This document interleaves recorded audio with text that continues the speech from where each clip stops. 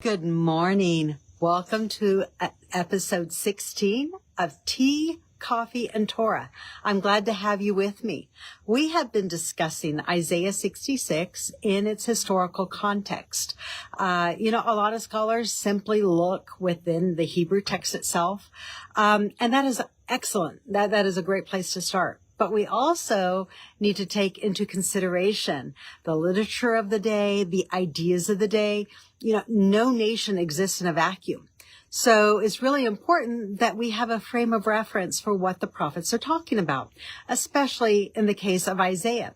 Because when we ignore history, when we just don't take the time to research it, we lose valuable resources that can strengthen our faith, that can strengthen our resolve, and make us a people where we cannot be led astray. And that's really what this is about, because it is in truth that we have liberty. It is in truth that we cannot be led astray by pastor, politician, even rabbi. It doesn't matter who it is. When we're grounded on the text, sola scriptura, we become very, very strong. Now, the text itself does have its limitations because we don't always understand. We are so far removed. When Isaiah wrote his testimony, when he wrote his book, he was writing to a people that knew what he was talking about. He didn't have to clarify everything because everybody knew. It would be like me right now clarifying what a tablet is, or what a computer is, or what an iPhone is. I don't have to clarify those things because you guys know. So for Isaiah, kind of the same thing. When he talks about the history, when he talks about the evidence, and he criticizes things, his readers and the people he was addressing would have known what he was talking about.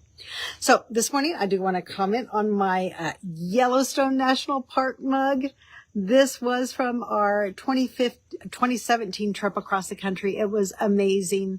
Yellowstone is a lot of fun, seeing Old Faithful. I highly recommend seeing the amazing wonders that God has created for us, because it is seeing his handiwork, and it is just seeing the evidence of the awe and beauty of nature. So if you ever have an opportunity to make a trip, enjoy it. So we have been talking about the incense for the altar, specifically the altar that was used in the tabernacle and the temple. We've discussed how this incense had a very sweet and pleasing aroma. This incense was based on frankincense, staccia, and compounds that were available to Israel, but also compounds that provided a cleansing effect. They were very, very sweet. And they also had medicinal properties. They boosted immunity. They helped with asthma, and they purified the air. The other factor that comes into this, when an Israelite would have walked by the tabernacle, you may be down on the street below, or walked by the temple. The other thing they would have smelled, other than incense that was done in the morning and evening, was the baking of the showbread.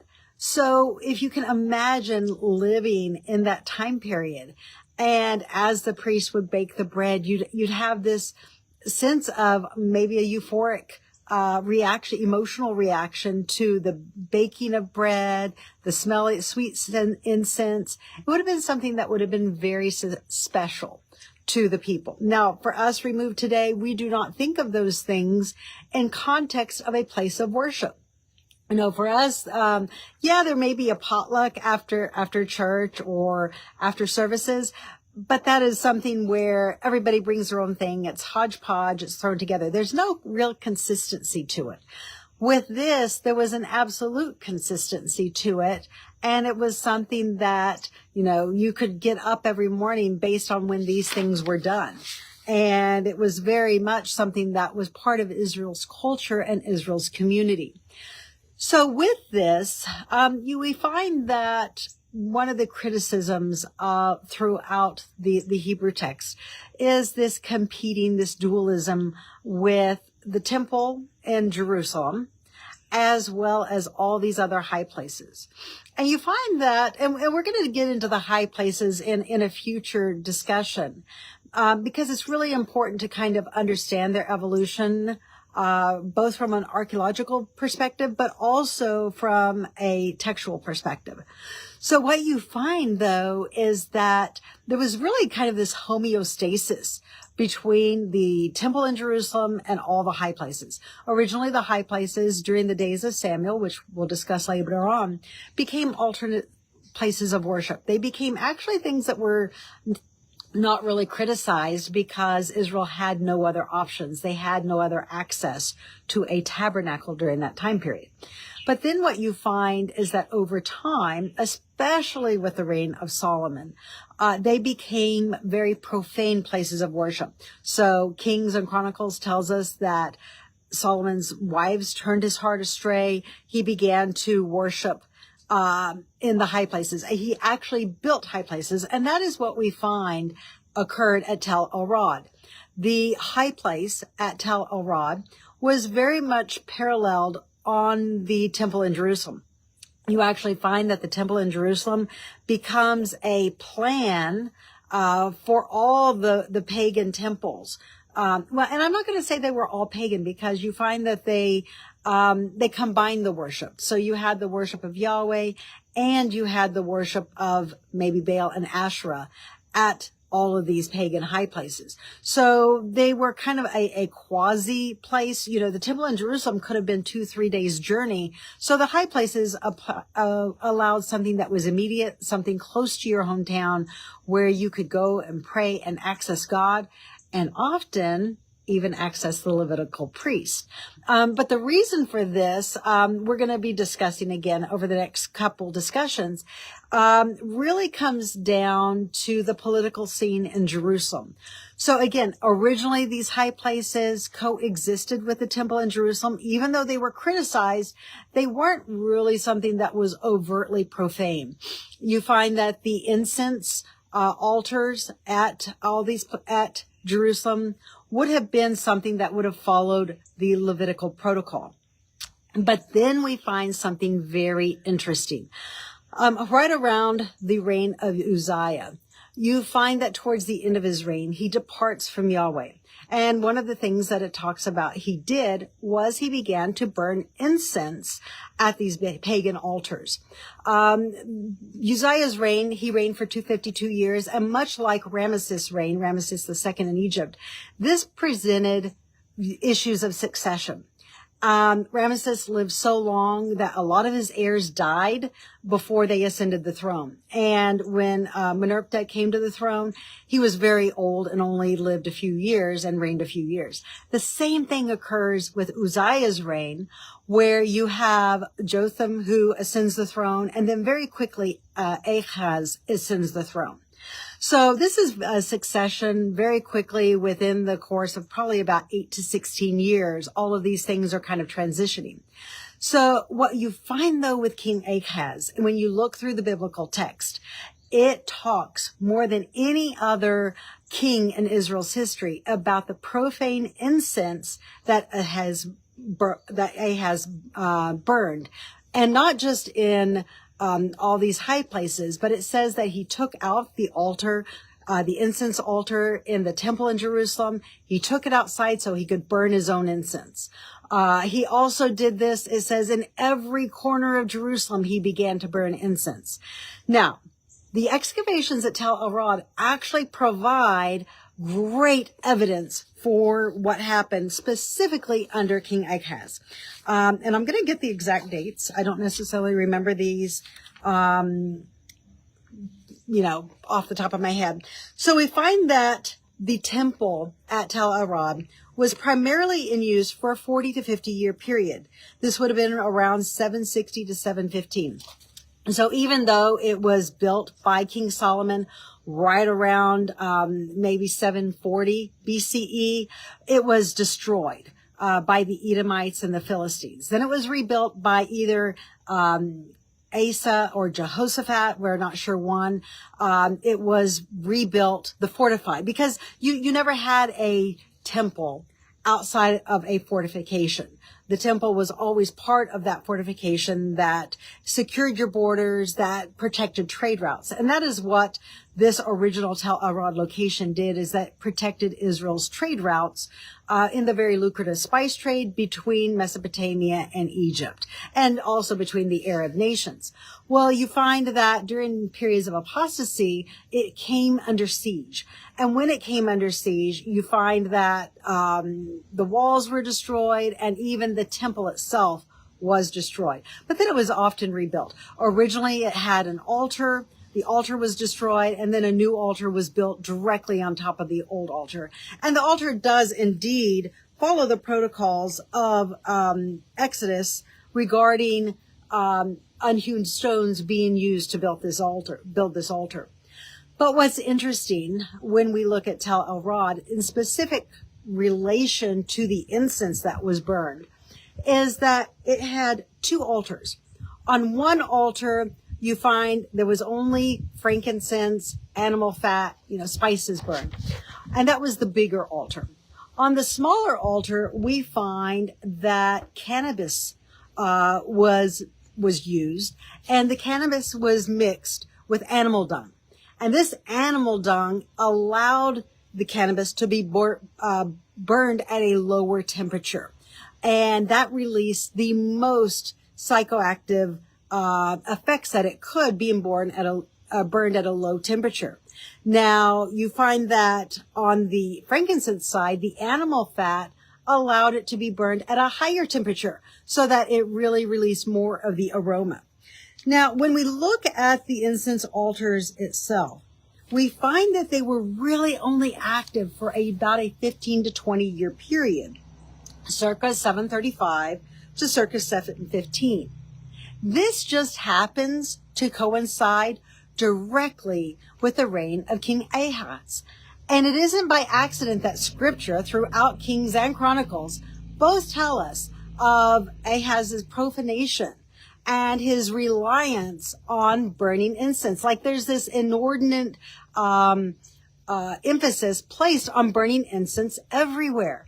So what happens? You have in the older times, traditional Israelite times, where an incense was burned, to produce a sweet smelling aroma, maybe hide the sense of the city. But also think of it as a sacred place where Yahweh is dwelling. Because that is the promise that is given in scripture, is that Yahweh would physically dwell there. And when you find that this physical dwelling has, this idea of cleansing the Holy of Holies, then all of a sudden, and it's interesting, the priest really wouldn't even let Ahaz profane the Holy of Holies. He had to take the incense altar outside of the temple in Jerusalem to do his profanation work. But you find that it is in this era that not only in Israel, but also throughout Greece and the Mediterranean, that all of a sudden, cannabis, marijuana becomes the incense of choice. And it produces this ecclesiastic high where people think they're getting close to God. And it becomes something that is fun. It becomes something that, everybody wants a high in their religion. This is nothing new under the sun. But you find that Ahaz institutionalizes it. It becomes a thing of state. Now, Ahaz didn't act alone. We also find that at least one priest in the Levitical priesthood very much took orders. He went along with what Ahaz did. And this would have been the priest Uriah. It says that he took and he built an incense altar. He actually built an altar to sacrifice on, like the altar in Damascus. Now, it's interesting that this is mentioned because we do find that the building period. Now, remember, the temple as well as the fortification that there at Tel Arad would have been destroyed. I think it's 3 or 4 times prior to Ahaz coming into power. And I think this building level is called the 8th building. It begins with 11. And you have, it's destroyed, it's rebuilt, it's destroyed, it's rebuilt. And I believe it's right around the 8th building phase that Ahaz rebuilds this temple, Uzziah rebuilds the temple. Uzziah rebuilds the temple, but then it's Ahaz that builds these incense altars that are really competing. Now, I do want to refer to something that is a little bit earlier. When we look at the reign of Rehoboam, one of the things that he's criticized for, and let me find my notes here, because I'm kind of jumping all around here a little bit. It says that during the reign of Rehoboam, that they had standing stones. It says sacred pillars and wooden images under every high hill. And this is 1 Kings 14:23. Now, what's interesting to this reference of standing stones, and this is one way we can definitely identify Tel Arad as a high place, is that the temple at Tel Arad had standing stones. There were 2 of them. Now, they were plastered with plaster, and originally they probably had some inscription or some effigy on them, but that has been destroyed throughout time. But at one time it did have it. So we do have references and criticisms very early to this Tel Arad high place. So again, originally it would have had an altar. Originally it would have had a incense altar, one incense altar. And we find that the worship of Yahweh was commingled with the worship of Asherah at this high place. But then by the time we get to Ahaz, this new incense is introduced to Tel Arad, where people begin to get high.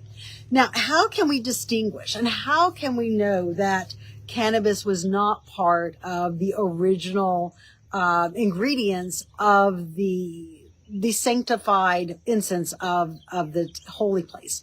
Well, one reason is that throughout Exodus and Numbers, and Exodus and Leviticus, and even a couple places in Numbers, it is stressed that it is sweet. The incense is sweet. It's a sweet savor.